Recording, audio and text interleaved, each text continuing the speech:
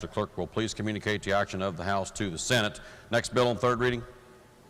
Senate Bill 740 relating to compensation and expense reimbursement for members of legislature. Are there objections to having this bill explained in lieu of having it read? If not, gentleman from the 12th, Douglas Chris, to explain the bill. Thank you, Mr. Speaker. This bill increases compensation and expense reimbursement for members of the legislature. There are amendments at the desk, sir. The bill was advanced to third reading with amendments pending and the general right to amend. Chair will ask the clerk to please report the first of the amendments. The Committee on Finance moves to amend the bill. Gentleman from the 12th, Douglas Chris, to explain the amendment. Yes, sir. The Committee on Finance moves to amend the bill on page 4, section 4, line 25, by striking out the words presiding officer and insert lieu of thereof the words chairperson or additional person. And on page 5, section 6, line 1, following the words each member by striking out the words and member-elect. I urge adoption. The question is on the adoption of the amendment just explained by the gentleman from the 12th, Delegate Chris. Is there debate on the amendment? Is there debate on the amendment? If not, those in favor of adoption of this amendment will please say aye. Aye. Those opposed will please say no. The ayes have it. Chair declares that amendment adopted. The clerk will please report the next of the amendments. Delegate Coop Gonzalez moves to amend the bill. Gentleman from the 67th, Delegate Coop Gonzalez, to explain the amendment. Thank you, Mr. Speaker. This amendment limits the number of duty days that can be claimed by the Speaker and Senate President to 60 days. As a reference, other members of leadership are capped at 30 days. These duty days are used when the legislature is not in session. So it'll be 60 days on top of regular session, special session, and interim meetings. Thank you. I urge adoption. The question is on the amendment just explained by the sponsor. Is there debate on the amendment? Gentleman from the 12th, Douglas Chris, is recognized. I'd like the clerk to read the amendment, please. Are there objections to having the amendment read? If not, clerk will please read the amendment. Delegate Coop Gonzalez moves to amend the bill on page 3, section 4, line 9, immediately following the word code by inserting the following. Provided, however, no additional compensation shall be paid pursuant to the provisions of this subdivision for more than 60 days for attending to legislative business when the legislature is not in regular session. Thank you, sir. Regular session means regular session. It doesn't interfere, it doesn't expand to interims. This year, it appears that we will be here for 32 days for interims between now and next January, including January before next session. If you take that out of the 60 days, that leaves 28 other days for the Speaker and the President. The budget for the House is $9.9 million. We have 50 full-time employees. Are you saying that you want to not allow your CEO not to be able to run year-round the operation of the House of Delegates? That's what you're saying. You're putting handcuffs on the person that's in charge of 50 employees and a $9.9 million budget.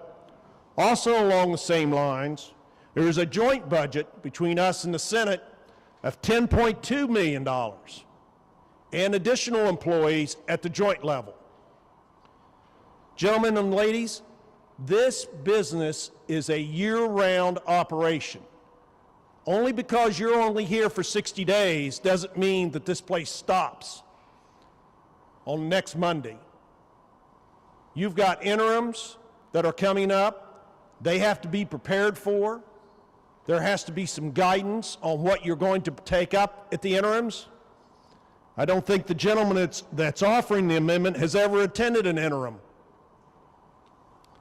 Also, the Speaker, along with various other members in the House, are asked to provide information at various economic panels in the state of West Virginia as well as across the country. The minority leader and I have been on some of those trips to bring people here to talk about West Virginia. You all need to understand that this is a 365-day-a-year operation, not just 60 days. So I urge rejection of this amendment. Gentleman, the 18th, Delegate Butler is recognized.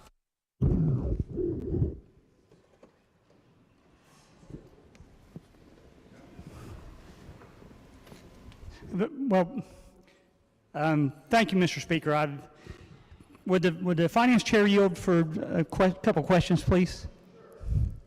Thank you, sir. Looking at the amendment, it's on page 3, line 9 of the bill. And where the amendment, the gentleman's amendment is in, is following the word code. So previous to that word code, it references section 4.2a-3 and 4.2a-5. Now, I've looked up those code sections, and actually, code section 4.2a-3 actually does allow for extended sessions or extraordinary sessions. Is that not right? That's probably true, but your interims aren't there, and that's 32 days. Okay. Starting next month, it will be starting then for April, May, June, September, October, November, and December. There's 32 days that the speaker must be here, and even though you may only have meetings on 2 of those days or 1 of those days, he has to be here. Okay, so, well, actually, section 4.2a-5 covers interim committee meetings. Doesn't it? But when you read his amendment, it says not in regular session. Right, but the code sections is before his amendment starts. So with his amendment, it would still allow for the extraordinary and extended sessions, and it would also include it would allow the presiding officer to be paid for the interim committee meetings also. It's just saying beyond that, not more than 60 days, the way it is on the code here. So do you stop running your business at the end of 60 days? No, but my business is a full-time job. It's not a part-time legislature. But what I'm getting at is your argument that the presiding officer wouldn't be paid for interims or for special sessions is not true. Actually, they will be paid for those plus 60 days on top of that, right? I didn't say anything about extraordinary days. I was only interested in the interims. Okay, well, the interims are covered. And that's my opinion. Okay, the interims are paid. I just wanted to make that point. So thank you, sir. Yes, sir. Also, to the body here, if I may, I did do a little bit of research to see how many days we are typically in special session and regular session and all of that. I had Legislative Services do some research for me. Over the past 7 years, our average legislative, the days of session, we have 60 days of session, and then we have special sessions and interim sessions. It's a total of an average of 84 days. On one year we had about 100 days, on another year we had 90 days, on another we had 80 days. But if you take that 7-year average, it's 84 days. So as I read it, what the gentleman's amendment would do, it would allow for an average of 84 days, but if you had more special sessions and more interims than that, it would allow for all of those, and then it would still allow for 60 days on top of that. So you're looking at probably more than 6 months of actual days. So 6 months of actual days, I don't know, do the math, it's like 180 days, right? So we're actually allowing them probably to be paid for 180 days. A full-time job, your normal your work days are somewhere around 200 days if you have a full-time job, when you take out weekends and so forth.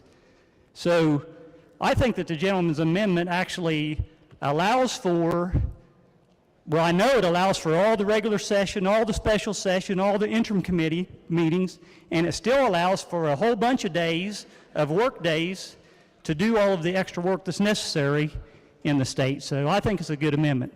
Thank you, Mr. Speaker. Is there other debate on the primary amendment? If not, Chair will recognize the sponsor, Douglas Coop. Yes, gentleman from the 57, Douglas Scaff is recognized. Thank you, Mr. Speaker. While you're standing, can you stay standing? A quick question, if you don't mind.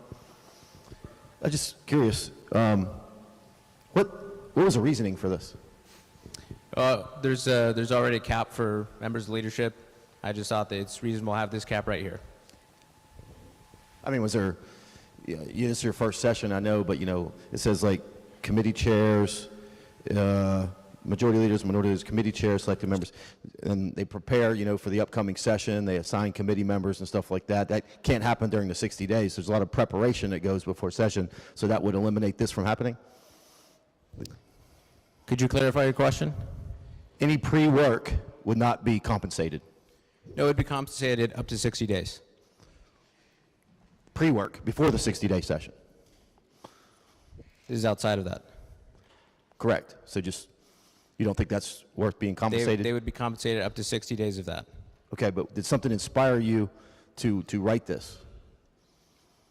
Did you see something where this was abused? There's already limits, but there is no specific impetus. No specific, you just made it up? Okay, thank you. Thank you, Mr. Chair. Thank you, Mr. Speaker. Question still is on the adoption of the primary amendment. Is there other debate on the primary amendment? If not, Chair will recognize the sponsor to close debate on the primary amendment. Thank you, Mr. Speaker. I believe the gentleman from the 18th is correct in his interpretation of the way that the amendment works. But in order to clarify it fully, I ask unanimous consent to strike or to place a period after the word business and strike the rest of the amendment. Gentleman asks unanimous consent to reform the amendment as just articulated. The objection is heard. Objection is heard. I move. Gentleman moves for leave to reform the amendment. Roll call vote is demanded. Is the demand sustained? Demand is sustained. The question is, shall the gentleman be granted leave to reform the amendment? Those in favor of granting leave to reform the amendment will vote aye. Those opposed will vote no. The clerk will prepare the machine.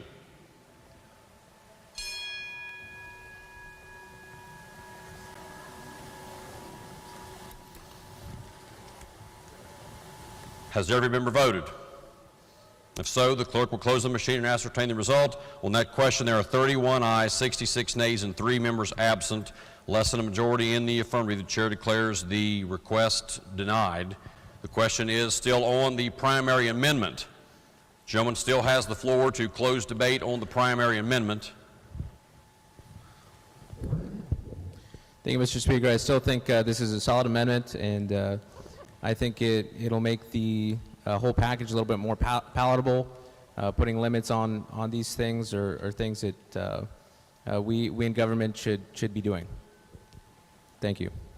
Question is, shall the amendment be adopted? Roll call vote is demanded. Is the demand sustained?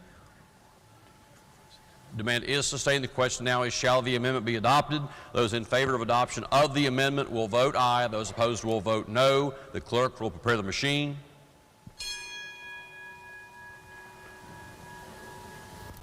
Has every member voted? If so, the clerk will close the machine and ascertain the result. On this question, there are 13 ayes, 84 nays, and 3 members absent. Less than a majority in the affirmative. The chair declares the amendment lost. The clerk will please report the next of the amendments. Delegate Foster moves to amend the bill. Gentleman from the 20th, Delegate Foster, is recognized. Thank you, Mr. Chairman. Unless the gentleman from the 12th objects, I'd ask unanimous consent to withdraw my amendment. Are there objections? There are no objections. The amendment will be withdrawn. Clerk will please report the next of the amendments. Delegate Burkhammer moves to amend the bill. Are there objections to allowing the amendment to be explained in lieu of having it read? If not, gentleman from the 64th, Delegate Burkhammer, is recognized to explain the amendment. Thank you, Mr. Speaker. I am inserting 75%. So as the bill stands, it is 100% of the per capita income. We're going to drop this down to 75% of the per capita income. So then in the below subsections, it drops that you make $6,500 each month of February, March, and April, down to $6,000 for those. So for reference, the per capita income is $28,761, 75% of that is $21,570. In the bill, it says you're going to round down to the nearest 1,000, so that will be $21,000. That is a 5% pay raise. Seems to be a little bit more in line with what we've been giving out to our other state agencies. Also, I would remind we haven't done anything in this work since, I believe, 2009. So I urge adoption. Question is on the amendment just explained by the sponsor. Shall recognize the gentleman at 12th, Doug and Chris. Thank you, Mr. Speaker. I urge adoption of the amendment. I think this is the art of the compromise, and I think it's a good thing. Thank you very much. Gentleman from the 96th, Doug at Householders recognized. Thank you, Mr. Speaker. Ladies and gentlemen, I want to urge support of the gentleman's amendment in consultation with some of my colleagues and the gentleman from the 64th. I do believe that it's a fair compromise to what the Senate has sent to us. Now, remember, it's been about 14 years since this body has voted on a pay raise, and this amendment, the amount equals about $1,000, but I believe it's the best that we can do, so I'm going to urge support of the gentleman's amendment. Is there other debate on the amendment explained by the sponsor? If not, the question is, shall the amendment be adopted? Does the gentleman wish to close debate on the amendment? If not, those in favor of adoption of the amendment will please say aye. Aye. Those opposed will please say no. Okay, the ayes have it. Chair declares the amendment adopted. Are there other amendments to the bill? If not, the clerk will please read the bill a third time. Senate Bill 740 relating to compensation and expense reimbursement for members of legislature. The question is, shall the bill pass? Are there objections to having the amendment, the bill explained in lieu of having it read? There are no objections. Gentleman from the 12th for any further explanation of the bill. Question is, shall the bill pass? Is there debate on the bill? Gentleman from the 88th, Doug Hillenbrand, is recognized. Thank you, Mr. Chairman. This is a challenge, there's no doubt about it. As mentioned by the majority leader here, it's been since 2009 since there's been a pay raise. For those that are listening at home, that's about a 40% delta between what the dollar is worth today compared to then. This is not going to get better with time, there's no doubt about it. If we don't pass this right now, it'll be a bigger chunk at some point in time. The amendment helps make that a smaller bite. It's not as painful.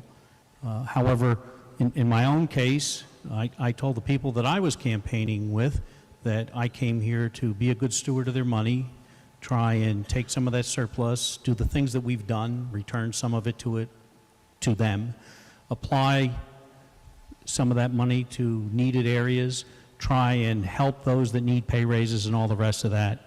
And I think we've done an awful lot of that, and this body needs to be commended for getting that done. However, I need to stay with my original commitments to the people in my district, and I told them at that time if there was such a bill that I would have to vote against it, and I'm going to continue to be a man of my word, and I'm going to have to vote against this bill. Thank you. Gentleman from the 94th, Doug Kumps, recognized. Thank you, Mr. Speaker. Permission to speak on the bill. Gentleman is recognized. For sure and for certain, our state legislators have a privilege, but also a tremendous sacrifice, not only in time, but money. I think most legislators take a cut in salary for serving. I've talked to one legislator just today who told me he takes a tremendous cut in salary for the privilege and sacrifice of serving our public. Just the same, charity begins at home. And what I mean by that, as far as I'm concerned, home means more than an immediate family. And part of our legislative families are the state employees and teachers, all of whom we also earn a responsibility to take care of, just like our own families. These are hard times. Inflation, in addition to inadequate salaries, cause our underpaid and underappreciated state employees and teachers to make some difficult choices. Sometimes those choices are between eating and heating. That is especially true with our public employee retirees. Recently, we voted, including me, for necessary reforms to the state employee and teacher retirement insurance, PEIA. It was necessary to continue the program, at least in my mind. However, they also caused them to pony up more money, which essentially eliminates the cost of living increase that we approved previously. Meanwhile, the exodus of underpaid and underappreciated employees continues. Our governor had to call up the National Guard to help staff our prisons. Our child protective service workers are leaving the state in droves.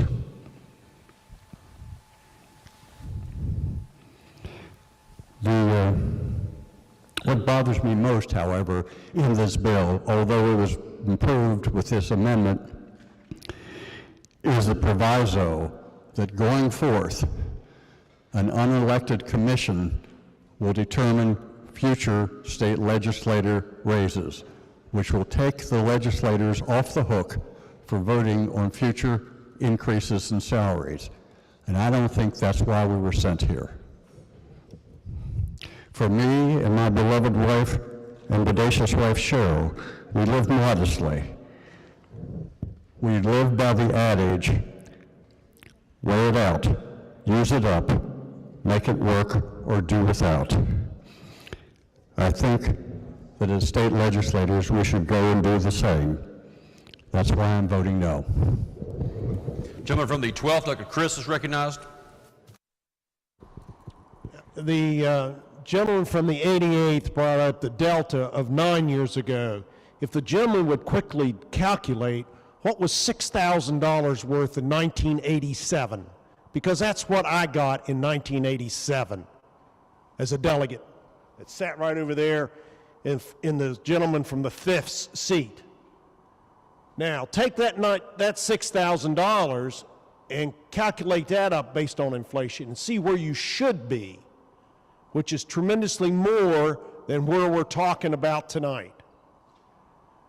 This is the first opportunity that you've had to talk about a pay raise, and with the gentleman from the 96 explained to me, we're talking about $71 increase per year since 2009, and for him to come from the Eastern Panhandle, that $71 is one tank of gas with inflation.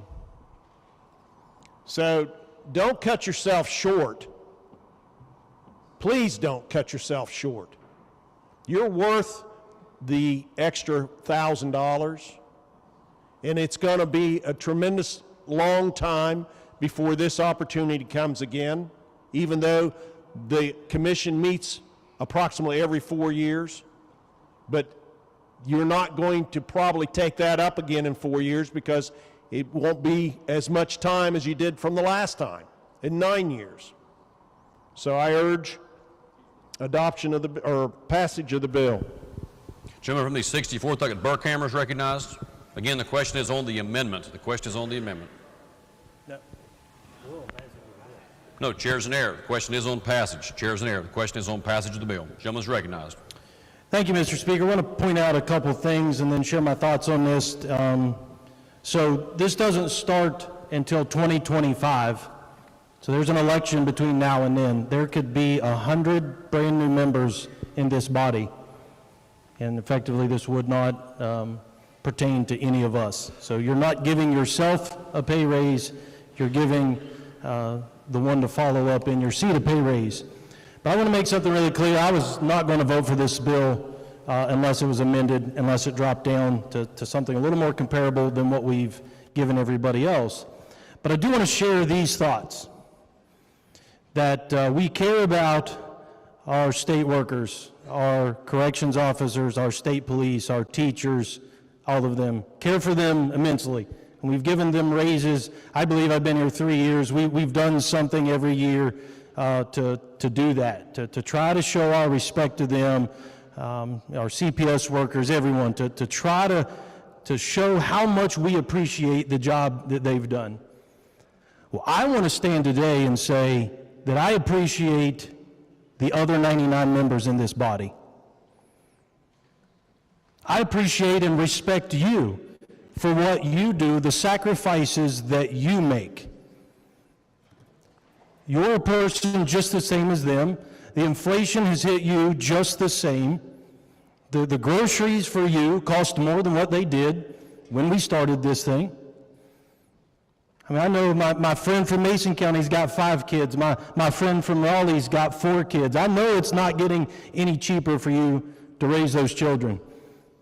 And I don't know if you watch my voting record, but I vote as conservative as anybody in this body.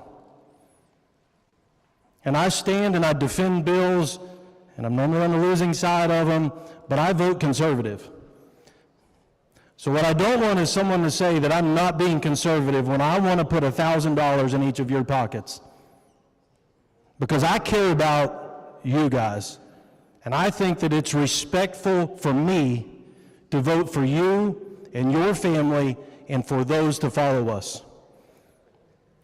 And the next thing that I really like about this is it doesn't set a dollar amount in here. Now we could say maybe we're hoping for 2024, a year of change in Washington, D.C., but this record high inflation has continued, and by locking this thing into a percentage, you're never going to have to touch it again. It's going to grow as the economy grows, and if inflation's 2%, then you grow 2. If it's 20%, then you grow 20%. It's a mechanism that we don't ever have to address this ever again. And I think that's good policy. I would have not supported, if you said $21,000, which is what this is, I wouldn't have supported it. But allowing this to be a mechanism that grows, I think is really good policy. So I'm going to close with that. This isn't about you voting for you and saying, I don't want the $1,000. It's about you showing the respect and saying, I think the other 99 members in this body deserve $1,000, because here they are at what time? 8:30 on a Friday night. You're going to be here till midnight last night. Add up the hours that you've been in this room the last 3 weeks and tell me we're not working for peanuts. You deserve it. I'm voting for it, and I hope you will too. Gentleman from the 96th, Douglas Householder is recognized. Thank you, Mr. Speaker. Ladies and gentlemen, to my good friend from the 94th, my good colleague from Berkeley County, the citizens have spoken on this. Back in 1970, they ratified our Constitution. And in 1971, the Citizens Legislative Compensation Commission was formed. It was formed for this very reason that we're standing here today. So, ladies and gentlemen, like I said, this is a good bill. I believe it's the best compromise that we could do, and I urge you to support it. Gentleman from the 17th, Douglas Penson is recognized. Thank you, Mr. Speaker. Thank you for my colleagues, their patience in today's calendar. I was a no vote on the underlying issue. The reason for that is because when I was in the police academy, they taught us not only do you have to be right, but you have to appear to be right. And there's some things that you can do that you're not necessarily doing anything wrong, it just looks really bad. So when I was presented with the idea of we're going to match the per capita income to 100%, which would equate to about $8,000 today, I took issue with that. But guys, this is a measured approach. The bill as amended now is 75% of the per capita income. And right now we're talking really a hypothetical of $1,000. By 2024 it may not be. I think one of the things that if we're not careful we'll get caught up on the dollar figure and we're voting for a $1,000 pay raise or a $1,000 pay reduction. But the more important factor here is we're indexing this to the success of the state. And I know this is uncomfortable, but who else is going to make this decision? Either we make it here tonight and we say 75% of the per capita income, or maybe in 2024, maybe they say, you know what, $40,000, $50,000. We have the opportunity tonight to do it right. We have the opportunity to do right and appear that we're doing right, to take care of both those things. I urge passage. Is there other debate on the bill? Gentleman, the 12th to close debate on the bill. If not, the question before the House is, shall the bill pass? Those in favor of passage of the bill will vote aye. Those opposed will vote no. The clerk will prepare the machine. Has every member voted? If so, the clerk will close the machine and ascertain the result. On this question, there are 54 ayes, 43 nays, 3 members absent. A majority of members voting in the affirmative. The chair declares the bill passed. The clerk will please report the title. Senate Bill 740, relating to compensation and expense reimbursement for members of legislature. Are there title amendments? Are there title The Committee amendments? on Finance moves to amend the title. Question on the adoption of the... I ask unanimous consent to withdraw the Finance Committee's amendment. Are there objections to having the title amendment Title withdrawn? amendment. There are no objections, and the title amendment is withdrawn. Are there other title amendments? Delegate Chris moves to amend the title. Question is on the adoption of the title amendment. Those in favor of adoption of the title amendment will please say aye. Those opposed will please say no. The ayes have it. Chair declares the title amendment adopted. The title as amended by the House will be and remain the title of the bill. The clerk will please communicate the action of the House to the Senate. Next bill on third reading. Committee substitute for House Bill 2883, making a supplemental appropriation from the Coronavirus State Fiscal Recovery Fund. Are there